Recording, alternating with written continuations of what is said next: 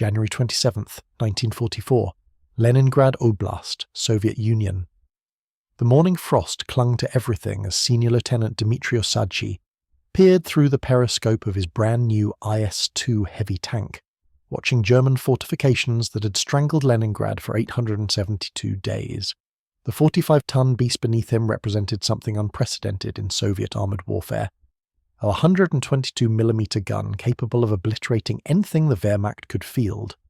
Behind him, 14 more IS-2s from the 1st Guards Heavy Tank Regiment idled in the pre-dawn darkness, their crews knowing they were about to test a weapon that Soviet tankers had desperately needed since encountering German Tigers and Panthers.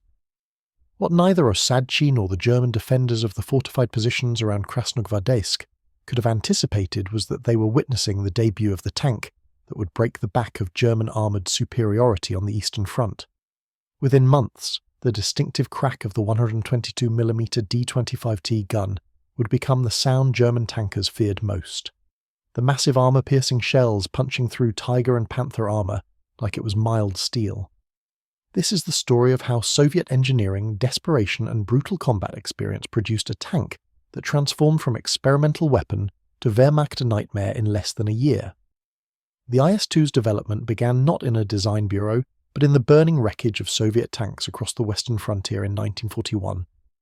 When Operation Barbarossa launched on June 22, 1941, the Red Army possessed more tanks than all other armies in the world combined. Over 23,000 armoured vehicles, including heavy tanks like the KV-1 that German weapons could barely scratch.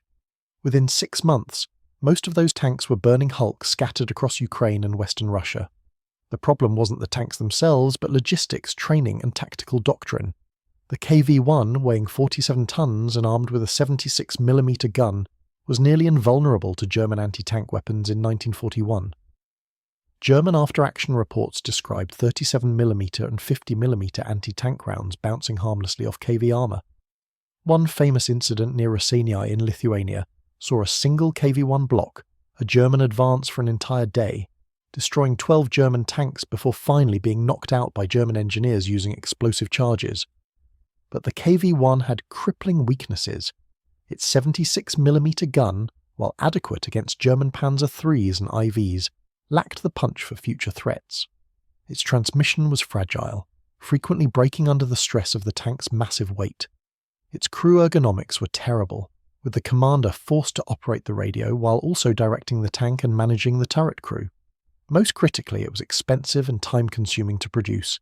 Each KV-1 required manufacturing resources that could build 3 T-34 medium tanks. By late 1942, Soviet tank designers understood that the German response to their armoured superiority was coming. Intelligence reports described new heavy tanks in development: the Tiger with its 88mm gun and massive armour, the Panther with sloped armour that could deflect Soviet shells, Soviet 76mm guns, the standard for both the T-34 and KV-1, were already struggling against up-armoured German tanks. Against these new monsters, they would be inadequate. The Kirov factory in Chelyabinsk, relocated from Leningrad as German forces approached in 1941, became the centre of Soviet heavy tank development. The factory complex, merged with evacuated plants from across western Russia, employed over 25,000 workers in conditions that defied description. Temperatures inside the unheated factory buildings dropped to -40 degrees Celsius in winter.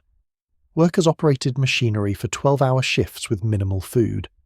Yet, they produced tanks at rates that astonished even Soviet planners.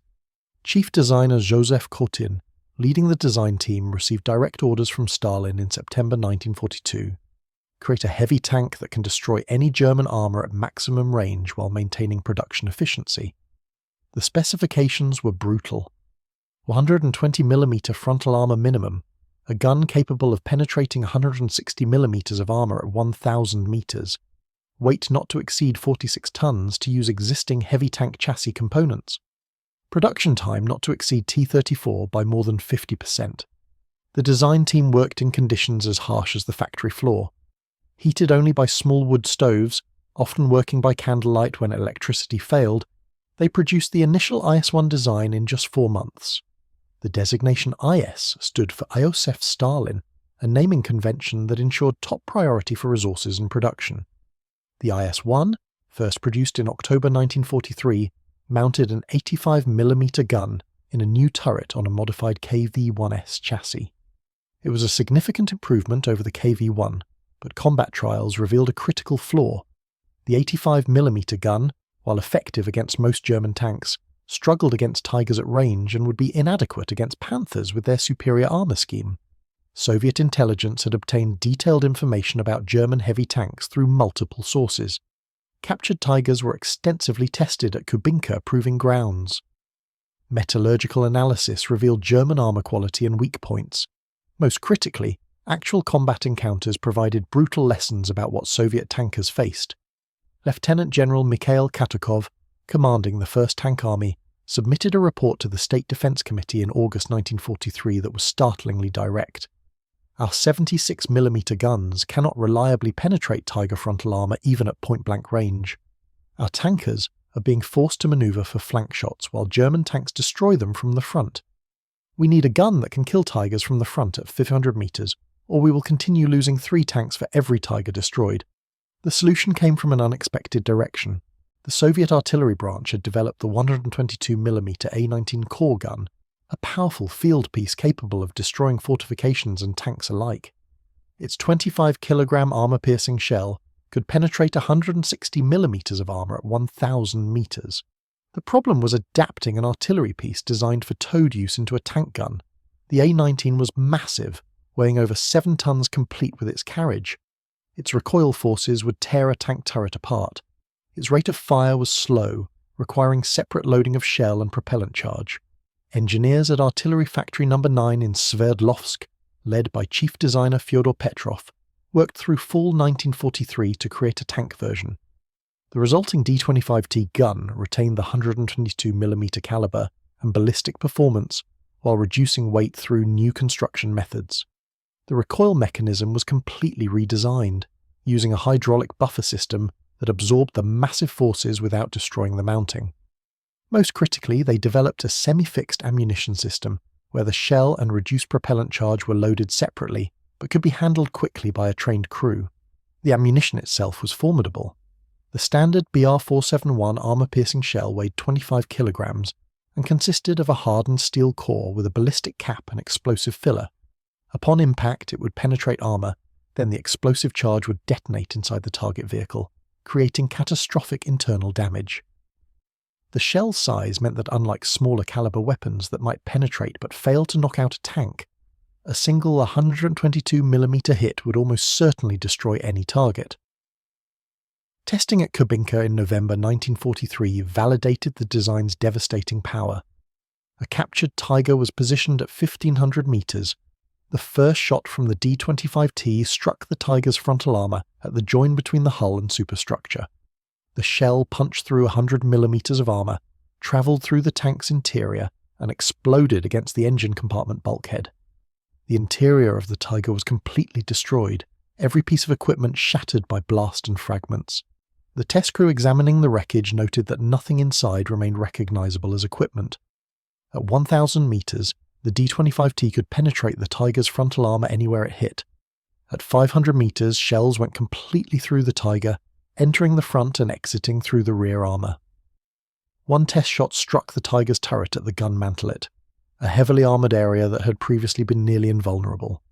The shell penetrated, detonated inside the turret, and actually blew the entire turret off the tank, flipping it upside down 3 metres from the hull. Installing this monster gun in a tank required significant redesign. The IS-1 turret was enlarged and the turret ring diameter increased from 1,535mm to 1,800mm. The hull was modified with improved armour layout, using sloped plates that increased effective thickness without adding weight. The frontal armour was 120mm at 30 degrees from vertical, providing effective protection of nearly 140mm. The side armour was 90mm, thick enough to resist most German anti-tank guns except at close range. The tank's weight increased to 46 tons, exactly at the maximum specified. Power came from a V2 IS diesel engine, a modified version of the V2 used in the T-34, producing 520 horsepower. This gave the IS-2 a power-to-weight ratio of 11.3 horsepower per ton, adequate for a heavy tank though not exceptional. Maximum speed was 37 km per hour on roads, 15 to 20 off-road. Range was 240 km on internal fuel. The first IS-2s were completed at Chelyabinsk in December 1943. Production was immediately plagued by the same issues that affected all Soviet wartime manufacturing. Shortages of high-quality steel forced substitution of inferior materials. Precision machining was impossible with worn tools and undertrained workers. Quality control was nearly non-existent as factories prioritized quantity over perfection. Yet, the tanks were built and shipped to frontline units at increasing rates. The 1st Guards Heavy Tank Regiment, formed specifically to field the new IS-2, received its first tanks in late December 1943. The regiment's commander, Colonel Mikhail Rodionov, a veteran of the defense of Moscow and the battles at Kursk, examined his new vehicles with mixed feelings. The IS-2 was undoubtedly powerful, but it was also unproven and came with significant limitations. The most obvious limitation was the rate of fire. The two-piece ammunition, with shell and propellant charge loaded separately, meant that even a well-trained crew could only achieve 2 to 3 rounds per minute. A German Tiger could fire 6 to 8 rounds per minute with its unitary ammunition. A T-34 with its 85mm gun could manage 8 rounds per minute. If the IS-2 missed its first shot or failed to destroy the target, it would face return fire while reloading. The ammunition stowage was also limited. The IS-2 carried only 28 rounds total, compared to 92 rounds for the Tiger, or 84 for the T-34-85. This meant IS-2 crews had to make every shot count. Training emphasized first-round hits and fire discipline. Crews were taught to wait for optimal firing solutions rather than engaging at maximum range where hits were uncertain. The crew consisted of 4 men. The commander sat in the turret's right rear, responsible for target acquisition, fire control and tactical command. The gunner sat to the left of the gun, operating the elevation and traverse controls. The loader stood behind the gun, handling the massive shells and propellant charges. The driver occupied the front hull center position, with limited visibility through a simple periscope. Communication between crew members was primitive by German standards. No intercom system was fitted in early IS-2s. Crew members communicated by shouting over the engine noise or by tapping each other with their feet. Only the commander had a radio, and even that was often unreliable. Tactical coordination between tanks in a unit relied on flag signals or pre-arranged maneuvers since radio communication was sporadic at best. The training program for IS-2 crews reflected the desperate circumstances of early 1944. Crews received approximately 10 days of training on the new tanks before being sent to combat. This included basic driving instruction, gun-laying practice with limited live firing, and tactical exercises that were more theoretical than practical. Many crews received their IS-2s and deployed to the front within a week, learning the tank's capabilities and limitations in actual combat. Senior Lieutenant Asadchi, commanding the 3rd Company of the 1st Guards Heavy Tank Regiment, was more fortunate than most. He had been selected for the unit based on his combat experience in T-34s and KV-1s, and he received nearly 3 weeks of training on the IS-2 before the regiment deployed. His training notes, preserved in Soviet archives, reveal the learning curve. January 10th, 1944. First live firing exercise.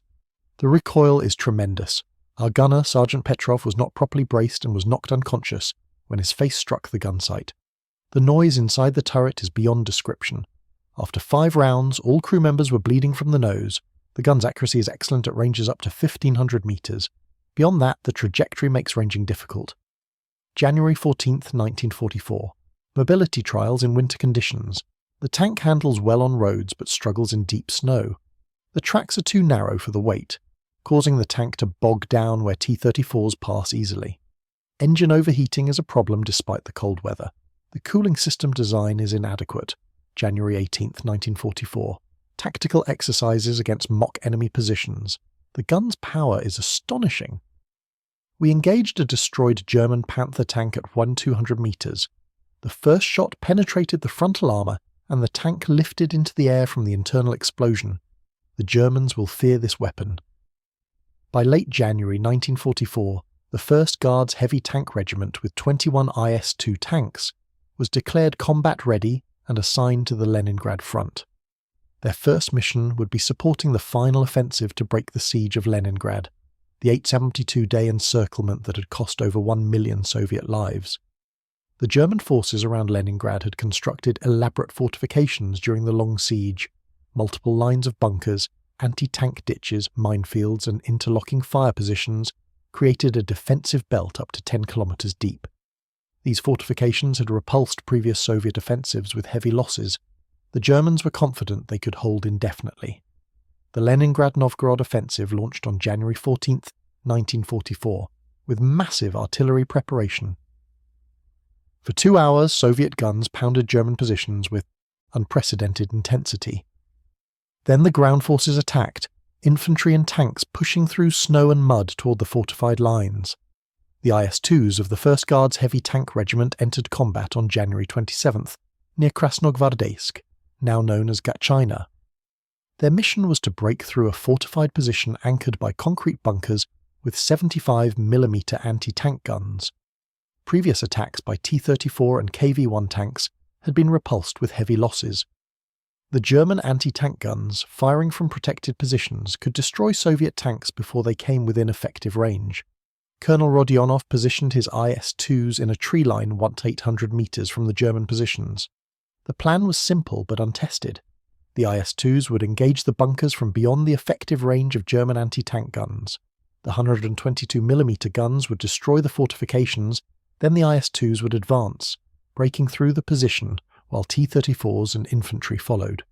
Senior Lieutenant Asachi's combat report describes the engagement. At 0742 hours, we opened fire on the German bunkers. The first round was high explosive, intended to mark the target. It struck the bunker's front face and exploded with tremendous effect. The bunker appeared undamaged, but the defenders stopped firing. Our second round was armor-piercing. It struck the same position and penetrated. The explosion inside the bunker threw debris 50 meters into the air. The bunker was destroyed. We engaged 4 more bunkers in succession. Each was destroyed with 2 to 3 rounds. The German defensive position collapsed. At 08:15 hours we advanced. No return fire was received. The breakthrough was achieved without loss. The psychological impact on German defenders was immediate and severe. They had never faced tank guns that could destroy their fortifications from such range. The 75mm anti-tank guns that had stopped previous attacks were useless. Their maximum effective range against tanks was 1-200 meters. The IS-2s killed them from 1-800 meters, beyond their ability to respond. Over the following week, the 1st Guards Heavy Tank Regiment spearheaded the breakthrough of German fortifications around Leningrad. The siege was definitively broken on January 27th, with Soviet forces pushing German armies back from the city they had tried to starve into submission. The IS-2 had proven its worth, not just as a tank destroyer, but as a bunker buster capable of demolishing fortifications that other weapons could not touch. The German response to the IS-2's appearance was swift and concerned.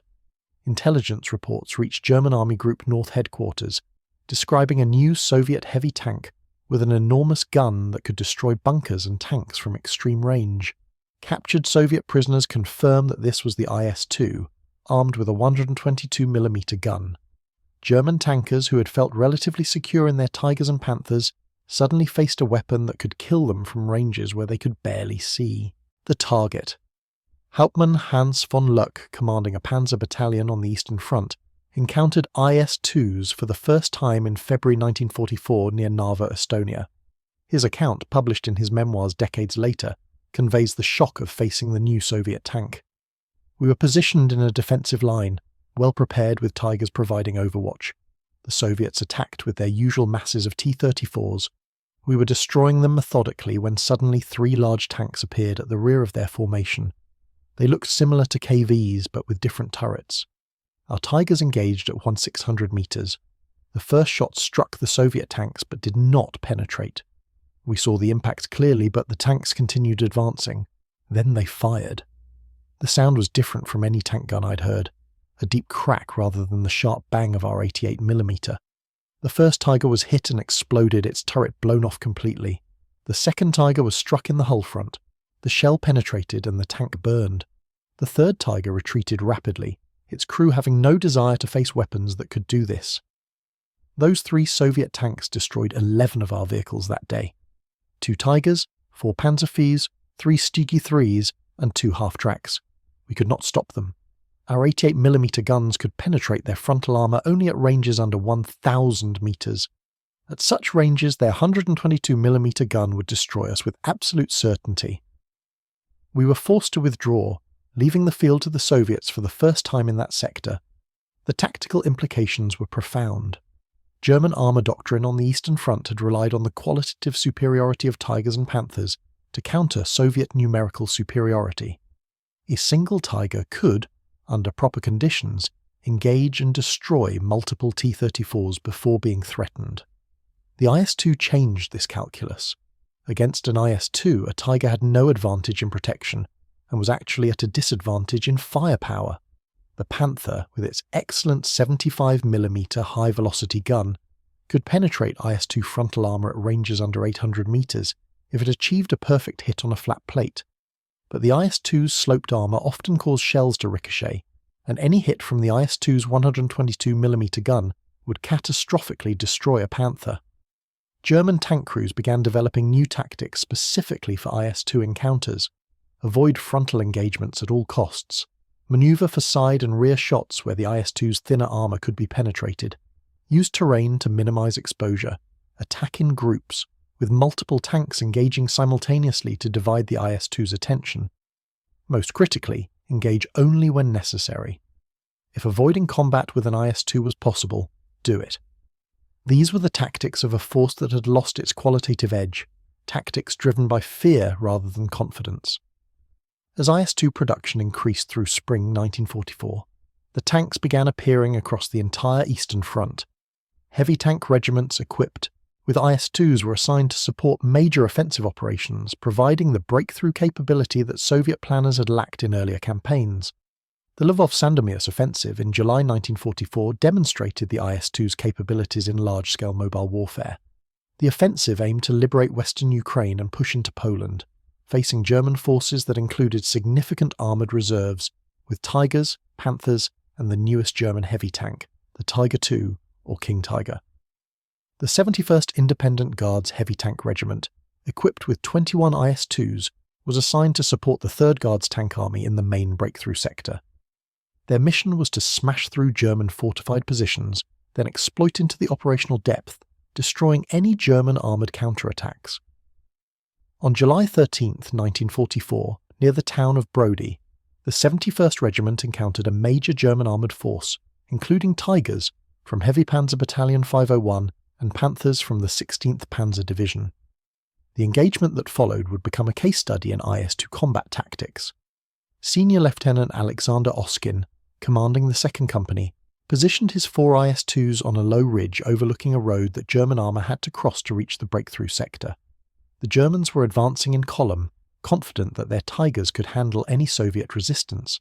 Oskin's combat report details what happened.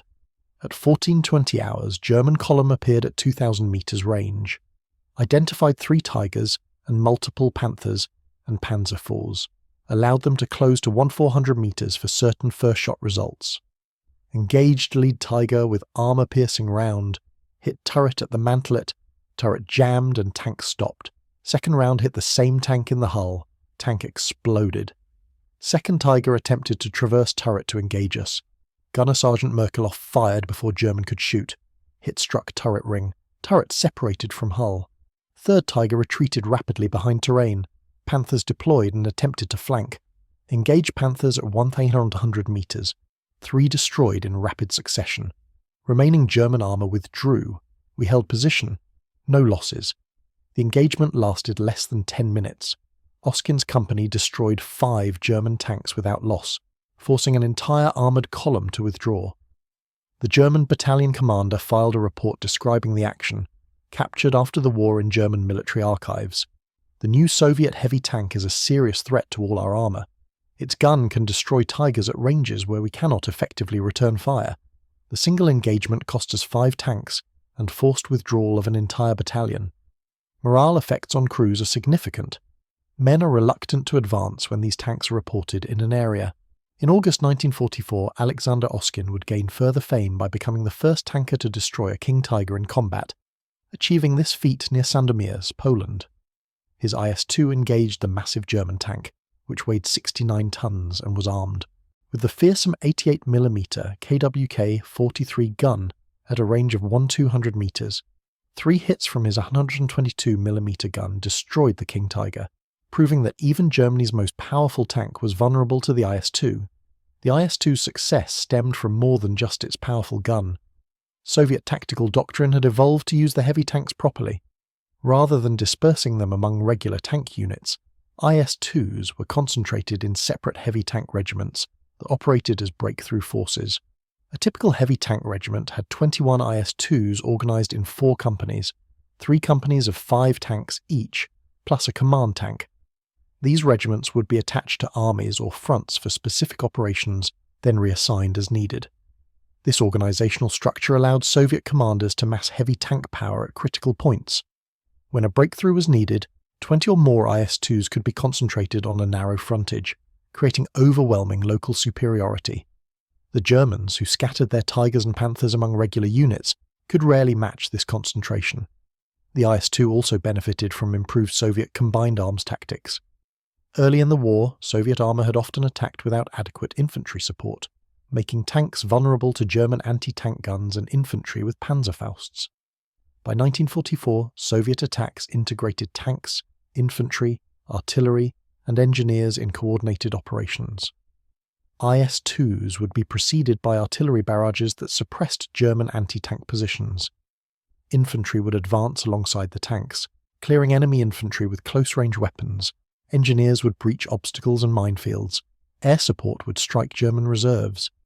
This doctrinal evolution meant that IS-2s operated in environments where their strengths could be exploited and their weaknesses covered. The slow rate of fire was less critical when infantry protected the tanks from close assault. The limited ammunition was manageable when targets were carefully selected rather than engaged indiscriminately. As the Red Army advanced westward through 1944, IS-2s spearheaded the breakthrough battles that characterized Soviet operations. The Vistula-Oder offensive in January 1945 saw massive use of heavy tanks to smash through German defensive lines in Poland. The East Prussian offensive used IS-2s to reduce the heavily fortified positions around Königsberg.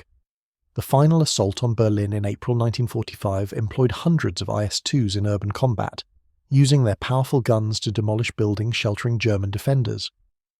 Urban combat revealed another IS-2 capability. The 122mm gun could fire high explosive shells that were devastating against buildings and fortifications. A single high explosive round could collapse an entire building, burying defenders in rubble. German troops defending Berlin quickly learned that buildings providing shelter from small arms were death traps when IS-2s appeared. Hauptmann Erich Hartmann, commanding a company of the Müncheberg Panzer Division defending Berlin, encountered IS-2s in the city streets in April 1945. They moved through the streets like prehistoric monsters, their guns traversing slowly, looking for targets. Our Panzerfaust could not penetrate their frontal armour. We tried attacking from buildings, but they would simply demolish the entire structure with high explosive shells. One IS-2 advanced down Friedrichstrasse, firing methodically at every building showing signs of occupancy. In 30 minutes, an entire block was reduced to rubble. We could not stop them. When they reached the intersection where we had positioned 2 Panthers, both our tanks were destroyed in seconds. The 122mm rounds went through the Panthers as if they were tin cans. We retreated into the U-Bahn tunnels. There was nowhere else to go. The final statistics of IS-2 combat service validated the tank's revolutionary impact. From January 1944 through May 1945, IS-2s participated in every major Soviet offensive on the Eastern Front. Production totaled 3,154 vehicles, a relatively modest number compared to the 54,000 T-34s built during the same period, but sufficient to equip dozens of heavy tank regiments. IS-2 regiments claimed destruction of hundreds of German tanks, thousands of anti-tank guns, and countless fortifications. The exchange ratio favoured the IS-2 heavily. For every IS-2 lost, German forces lost an average of 4.3 tanks.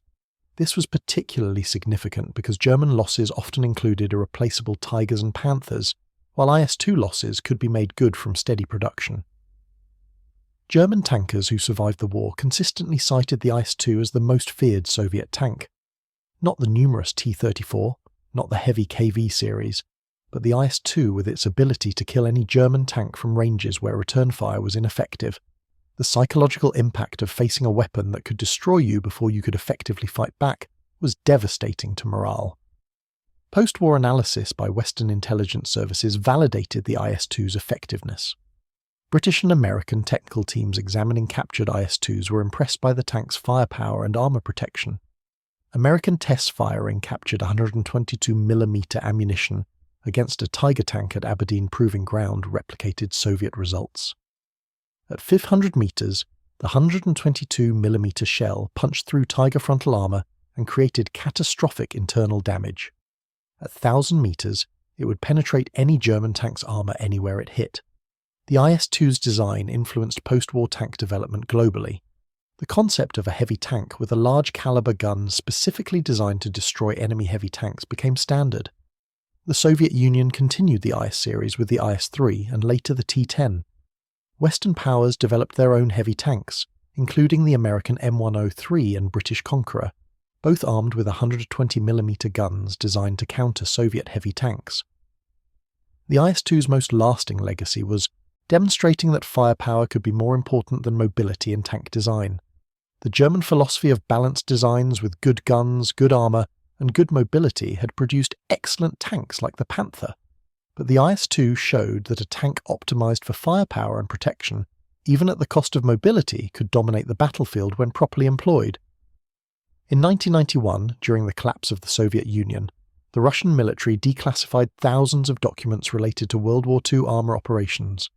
Among these were detailed after-action reports from IS-2 regiments throughout the war. The reports reveal the human side of the tank's combat service, the crews who fought in these machines under conditions of incredible hardship.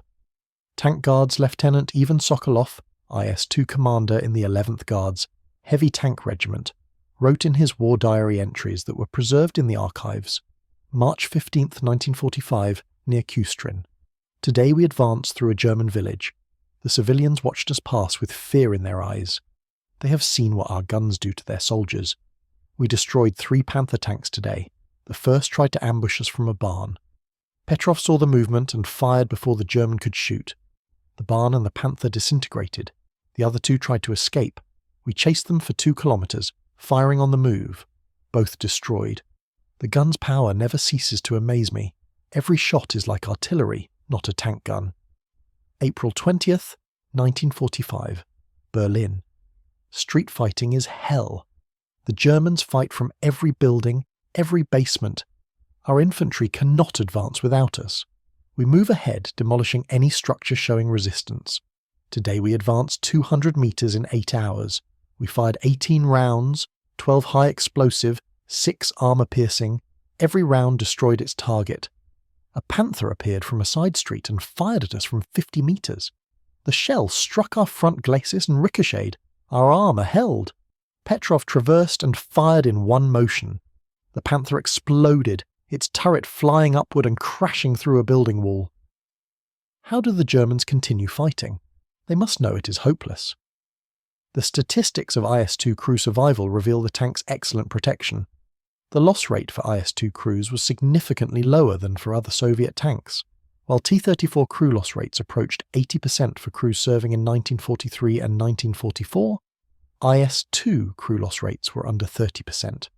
The massive armor and rugged construction meant that even when IS-2s were knocked out, crews often survived. Senior Sergeant Vladimir Kovalenko, IS-2 loader in the 13th Guards Heavy Tank Regiment, survived being knocked out twice during the war. His account provides insight into the tank's protective qualities. The first time was near Minsk in July 1944.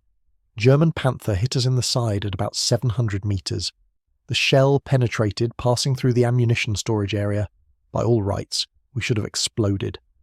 But only one shell detonated. The rest were scattered but did not explode. The tank caught fire. We bailed out. All crew survived with minor wounds. The tank was recovered and repaired. The second time was in Poland in January 1945. An anti-tank gun, probably 88mm, hit us from ambush at maybe 200 meters, front glacis. The shell penetrated barely. It came through near the driver's position, killing him instantly. But the shell's energy was exhausted. It did not explode, just bounced around inside, wounding the commander and gunner. I was standing in the turret, loading, and was not hit. We abandoned the tank, but again, most of us survived. The Germans could not believe our armour. In both cases, German crews told our captors they had made perfect shots that should have destroyed any tank. Yet we survived. The IS-2's service did not end in 1945. The tank remained in Soviet service through the 1950s, gradually being replaced by the T-10 heavy tank. Many IS-2s were exported to other nations, including China, North Korea, Poland, and Czechoslovakia. Chinese IS-2s saw combat during the Chinese Civil War. North Korean IS-2s were used in the Korean War, though by that time the tank was outclassed by more modern designs. Several were destroyed by American M26 Pershing tanks and British Centurions. The last combat use of IS-2s was reportedly in the 1960s and 1970s by Middle Eastern countries. Egypt operated a few IS-2s during the Six-Day War in 1967, though they saw limited action. The tanks were simply too old and slow for modern mobile warfare. Today, IS-2s can be found in museums worldwide. The Kubinka Tank Museum outside Moscow has several examples, including the original prototype. The Bovington Tank Museum in Britain has an IS-2 captured in Germany in 1945. The United States Army Ordnance Museum at Fort Gregg has an IS-2 that was captured in Korea. These museum pieces represent a revolution in armoured warfare, the moment when Soviet engineering produced a weapon that could decisively defeat the best German armour. Veterans of the IS-2 regiments, few of whom remain alive today, speak of the tank with a mixture of pride and respect. They crewed a weapon that terrified the Germans, that broke through fortifications other tanks could not touch, that survived damage that would have destroyed lesser machines. At a 2015 reunion of Soviet tank veterans in Moscow, one of the last gatherings of men who fought in IS-2s, former Guards Lieutenant Mikhail Petrov, 92 years old, and one of the few surviving IS-2 commanders, was asked about his memories of the tank. He replied, "The IS-2 was brutal, uncomfortable, loud, and dangerous to crew. The recoil would injure you if you were not careful. The fumes from firing made you sick. The ammunition was so heavy that loaders developed permanent back injuries, but it was the most powerful tank we had. When you fired that gun, you knew that whatever you hit would not survive. The Germans feared it. We knew they feared it. That knowledge made us brave. We would advance knowing that we had the better weapon. That made all the difference." When we first rolled into combat in January 1944, we were still testing the tank, still learning how to use it. The Germans laughed at us. They thought we were just another heavy tank like the KV-1, impressive but not decisive. They stopped laughing very quickly when that 122mm gun spoke. Tigers died, Panthers died, bunkers disappeared. The Germans learned to retreat when they saw us coming. That was the greatest victory, not just destroying their tanks, but breaking their will to fight. By April 1945 in Berlin, German tankers would abandon perfectly good Panthers rather than face us. The psychological effect of the IS-2 was as important as its physical power. The IS-2 heavy tank emerged from Soviet desperation in 1943 as an untested weapon mounting an artillery piece in a tank chassis. Within a year, it had evolved into the most feared armoured fighting vehicle on the Eastern Front. Its 122mm gun rewrote the tactical calculus of armoured warfare. German Tigers and Panthers that had dominated the battlefield suddenly faced a weapon that could destroy them from beyond their effective engagement range. Soviet tankers who had suffered through years of fighting, outnumbered and outgunned, finally had a machine that could face German heavy tanks on equal or better terms. The transformation of German attitudes from confidence to fear mirrored the changing balance of armoured power on the Eastern Front. In 1943, German tankers advanced knowing their qualitative superiority gave them an edge, despite Soviet numbers. By 1945, German armour retreated before Soviet heavy tank regiments, knowing that engagement meant destruction. The IS-2 did not win the war by itself. Soviet victory came from mass mobilization, industrial output, improving tactics, and the blood of millions of soldiers. But the IS-2 was a crucial weapon that helped translate Soviet advantages in production and manpower into battlefield dominance. It gave Soviet forces the breakthrough capability they had previously lacked. It destroyed the myth of German armoured invincibility. It broke the fortifications that protected German positions. When Leningrad was finally relieved after 872 days of siege, IS-2s led the breakthrough. When Warsaw was liberated, IS-2s smashed through German defensive lines. When Berlin fell, IS-2s demolished the buildings sheltering the last German defenders. The thunder of the 122mm gun announced Soviet victory from the Baltic to the Balkans. German soldiers who survived the Eastern Front remembered many terrors: the Katyusha rocket launchers, the Soviet artillery barrages, the seemingly endless waves of infantry, the T-34s that appeared in hundreds wherever battle was joined. But tankers, the men who crewed Tigers and Panthers and faced death in steel boxes, reserved their greatest fear for the IS-2, the tank that could kill them from ranges where they could not effectively fight back. The tank whose shells did not just penetrate but annihilated. The tank that announced the end of German armoured superiority on the Eastern Front. From January 1944, when the first IS-2s broke the siege of Leningrad, to May 1945, when the last ones shelled German positions in Berlin, the IS-2 served as both weapon and symbol. It was proof that Soviet industry could produce weapons matching or exceeding German technology. It was evidence that Soviet tankers could defeat the Wehrmacht's best. It was the sound of inevitable victory rolling westward on 45 tons of armour and fury. The IS-2 heavy tank did not just breach German strongholds. It broke German confidence, destroyed German armour, and helped crush German resistance across 1,000 kilometres of battlefield. When those first IS-2s rolled out of Chelyabinsk factory in December 1943, German intelligence officers examining reports of a new Soviet heavy tank could not have imagined how completely this weapon would transform armoured combat. Within months, the crack of the 122mm D-25T gun became the sound German tankers feared most. A sound that meant death was reaching out from beyond the range where they could respond. A sound that echoed across the ruins of the Third Reich as Soviet armour rolled toward Berlin. The IS-2 entered combat as an experimental weapon and ended the war as an instrument of German defeat. The production numbers tell a story of industrial mobilization that German planners had assured Hitler was impossible. When German intelligence estimated Soviet tank production capacity in 1941, they calculated the USSR could produce perhaps 1,000 tanks monthly at maximum output. By 1944, Soviet factories were producing over 2,000 tanks per month, and the Chelyabinsk tractor plant alone was completing 150 IS-2 heavy tanks monthly, alongside hundreds of other armoured vehicles. The factory complex, known to workers as Tankergrad, operated 24 hours daily under conditions that defied imagination. Workers lived in barracks adjacent to the production lines, often sleeping in shifts in the same beds. Food rations were calculated to provide just enough calories for continued labour. Heat was minimal. Light came from whatever sources could be scrapped together. Yet productivity increased month after month throughout 1944.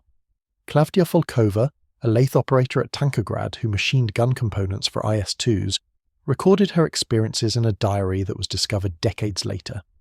We worked 12-hour shifts, sometimes longer when production quotas had to be met. My hands were constantly cut and burned from the metal work. In winter, the factory was so cold that metal would freeze to your skin if you touched it without gloves. But we knew our work mattered. Every gun barrel I machined would kill fascists. Every part I produced brought victory closer. When we heard that IS-2s had destroyed German Tigers at Kursk, we worked harder. The newspapers would post combat reports on the factory walls. We would read about our tanks destroying German armour and know that our suffering had purpose. I personally machined components for over 300 IS-2 guns during the war. Each one represents German tanks destroyed, German strongpoints eliminated, Soviet soldiers protected by superior firepower. The price we paid in exhaustion and injury was worth it. The ammunition production was equally staggering. Each 122mm armour-piercing shell required precision manufacturing to ensure proper ballistics and reliable penetration. The projectile body had to be machined from high-grade steel, then heat-treated to precise specifications. The ballistic cap had to be perfectly formed. The explosive filler had to be loaded and fused with extreme care. Any defect could cause the shell to fail, or worse, detonate prematurely in the gun barrel. Factory number 76 in Yekaterinburg specialized in 122mm ammunition, producing up to 20,000 rounds monthly by late 1944. The factory employed over 8,000 workers, predominantly women, working in conditions as harsh as the tank factories. Chemical exposure from explosive compounds caused chronic health problems. Industrial accidents were common, yet production never stopped. The logistics of supporting IS-2 operations strained Soviet supply systems. Each IS-2 consumed approximately 200 litres of diesel fuel per 100 kilometres of operation. A heavy tank regiment with 21 tanks conducting a 50-kilometre advance would consume over 20,000 litres of fuel. Ammunition consumption was equally demanding. In heavy combat, an IS-2 might fire all 28 rounds in a single engagement, requiring complete resupply before the next action. Soviet logistics troops developed elaborate systems to keep heavy tank regiments supplied.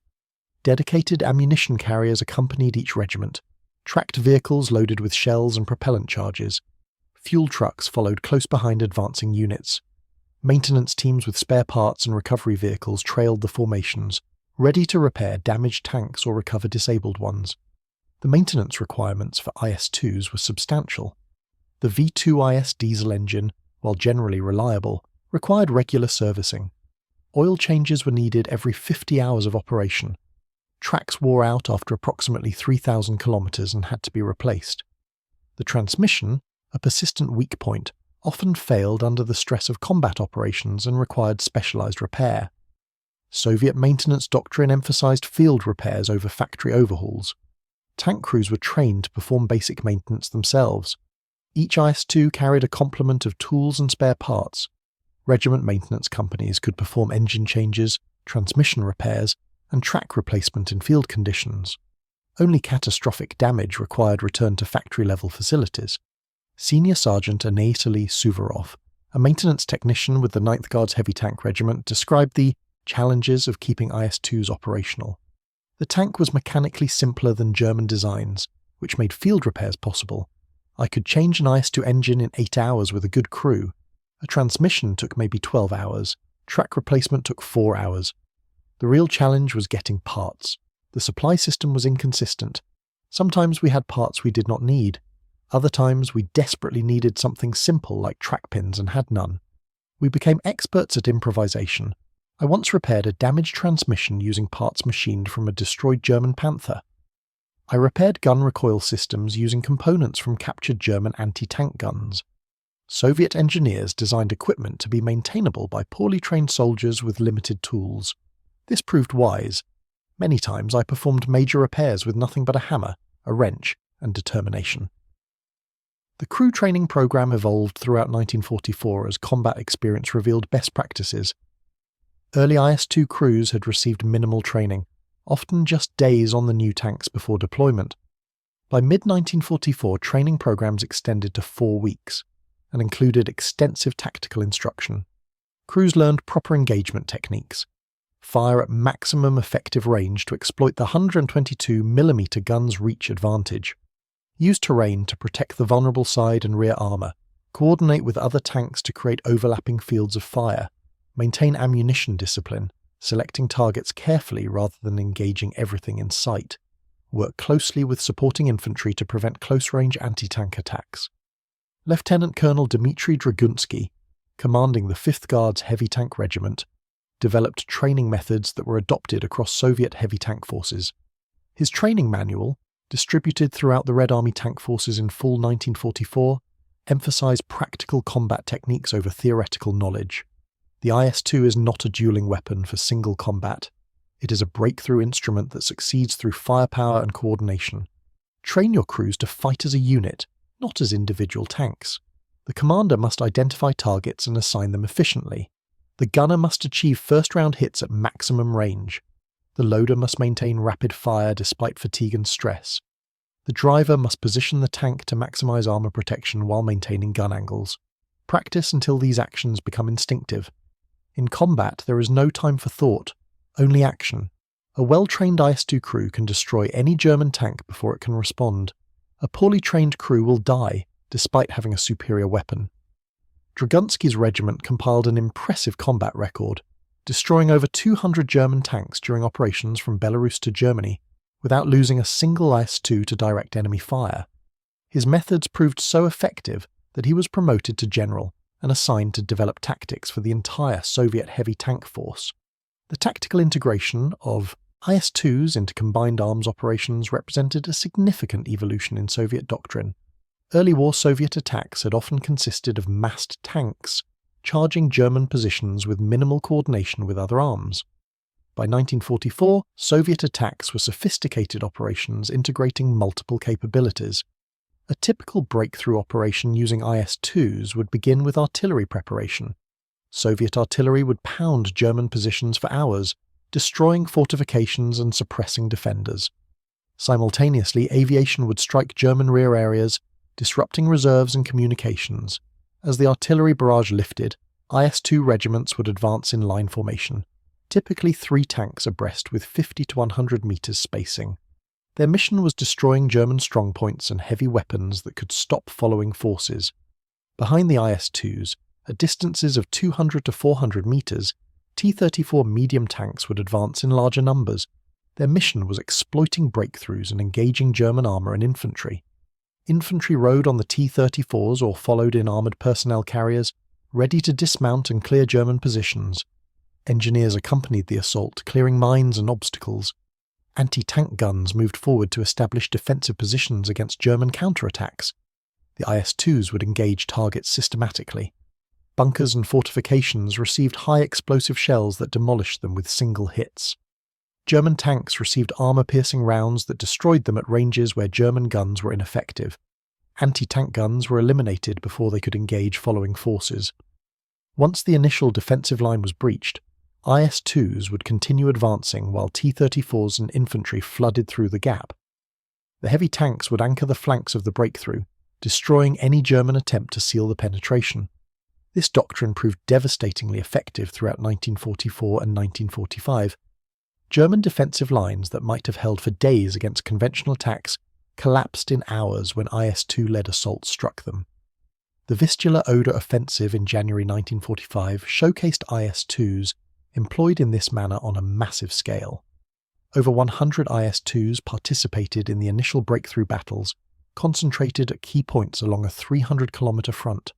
Soviet forces advanced over 500 kilometers in 3 weeks, liberating Poland and reaching German territory.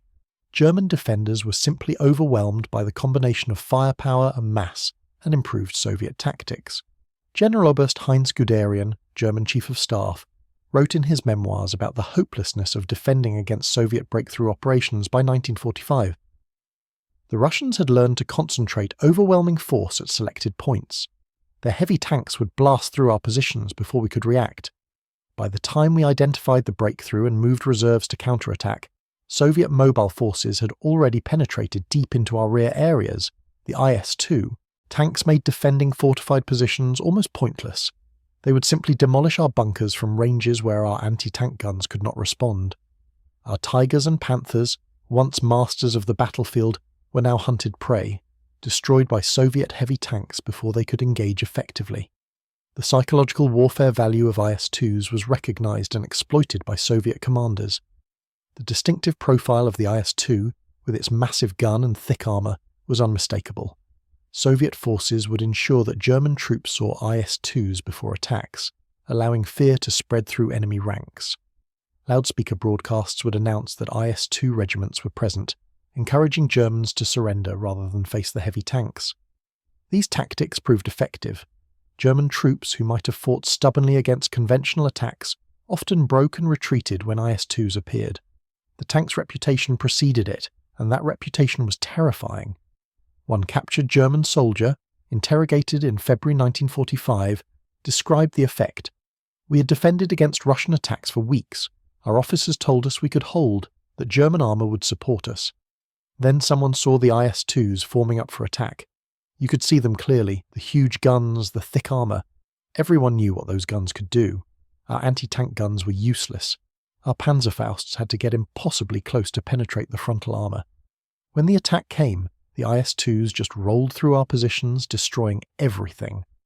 Bunkers exploded under single shots. Our few tanks were knocked out before they could fire. We broke and ran.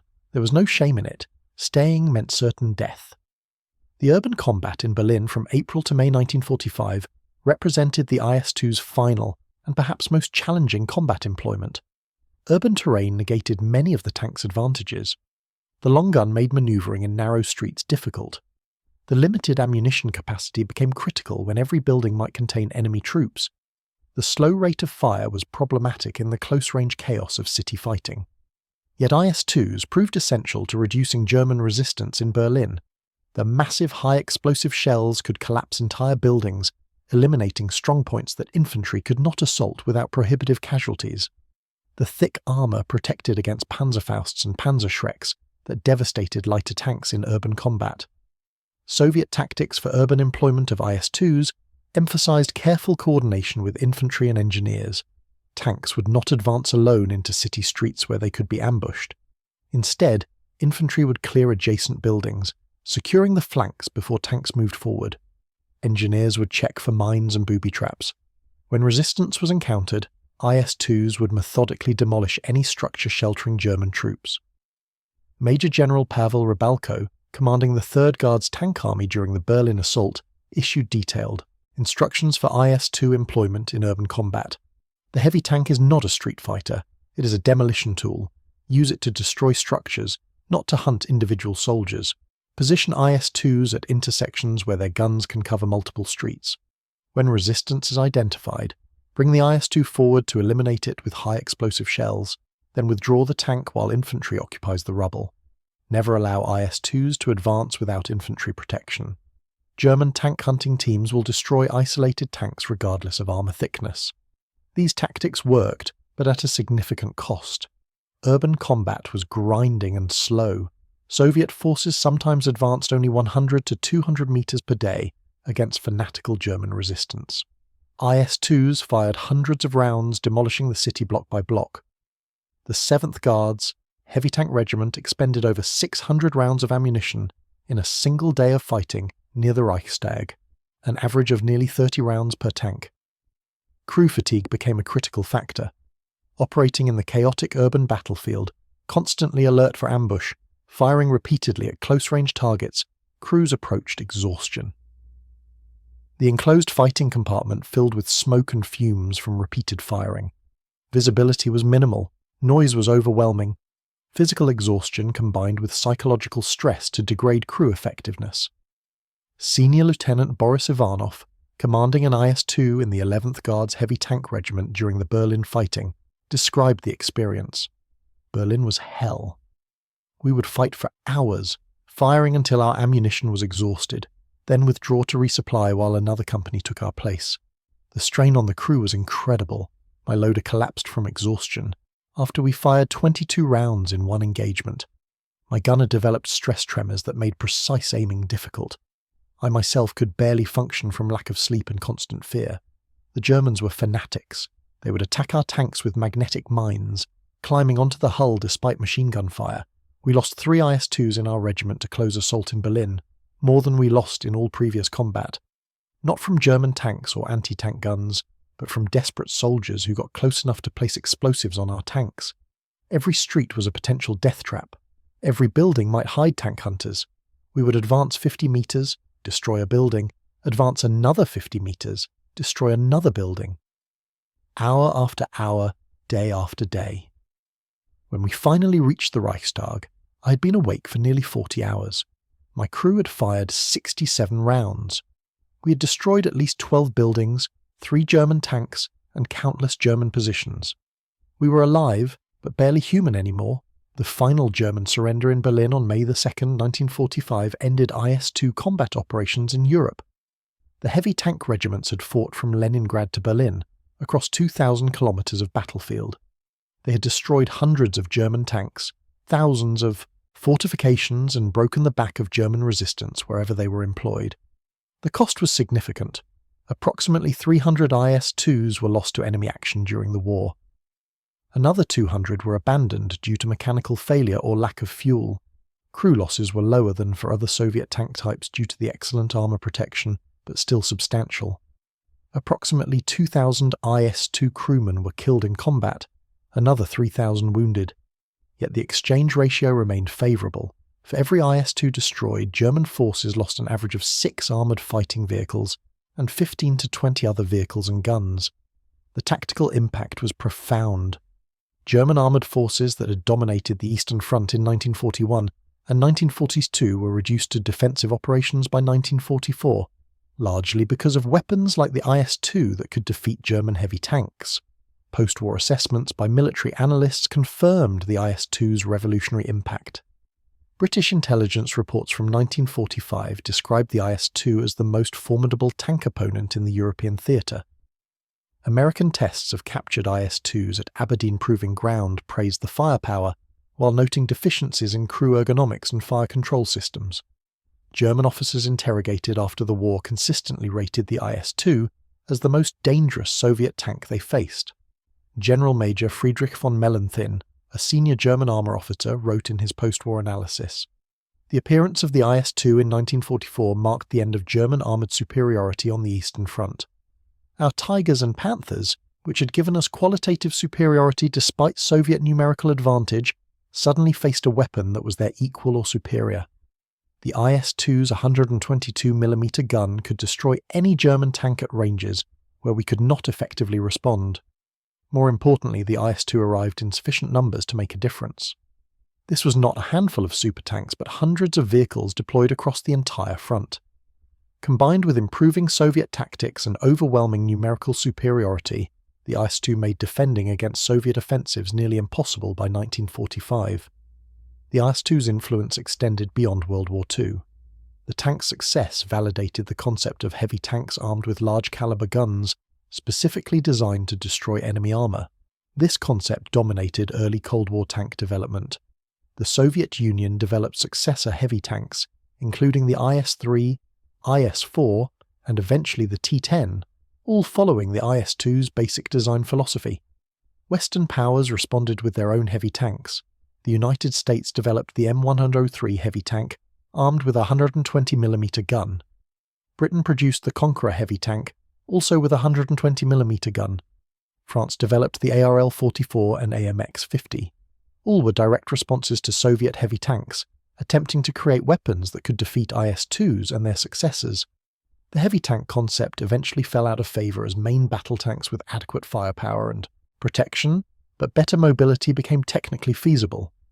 By the 1960s, tanks like the Soviet T-62 and American M60 could deliver firepower comparable to heavy tanks, while weighing significantly less and offering much better mobility. The last heavy tanks were retired in the 1970s, but the IS-2's core concept, that overwhelming firepower concentrated in heavily armoured platforms could break enemy defences, remained influential. Modern main battle tanks continue to prioritise firepower and protection, accepting mobility limitations when necessary to maximise combat capability. The human legacy of the IS-2 is preserved in the memories of veterans who crewed these tanks, and the soldiers who fought alongside them. At Soviet victory celebrations, IS-2s held places of honour in parades, their massive guns pointed skyward, symbols of the power that had defeated Nazi Germany. Veterans' organisations of heavy tank regiments maintained connections for decades after the war. These men who had shared the terror and triumph of combat in the IS-2s formed bonds that lasted lifetimes.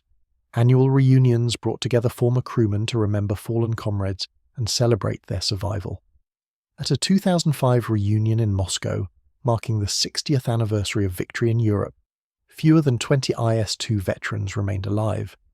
These elderly men, most in their 80s, posed for photographs beside a restored IS-2 at the Central Armed Forces Museum. One veteran, former Guards Captain Nikolai Bailov, placed his hand on the tank's thick armour and wept. "We were young men, boys really, given this monster to fight in. We were terrified the first time we went into combat. We had heard what German Tigers could do. We knew that if we failed, we would die. But we trusted this tank. We trusted its gun to kill Germans before they could kill us.